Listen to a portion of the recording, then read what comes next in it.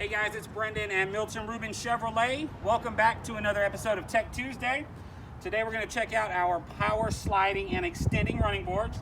So this is available on your LTZ Silverado and your High Country Silverado. Can't add it on at the dealer, so we have to order this from the factory. But check this out, when we open the door, our running board is going to slide out. So it's really easy to get in and out of the truck.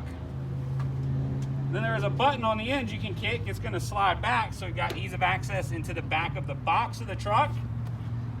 Or, if you like them out just because you like the look,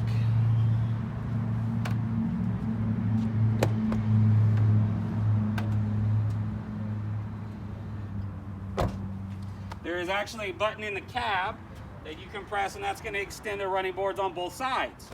As always, if you have any questions about the technology we've covered, feel free to give me a call. My number is 706-609-5847. Or just come see me here at the dealership. We're at 3514 Washington Road right here in Augusta.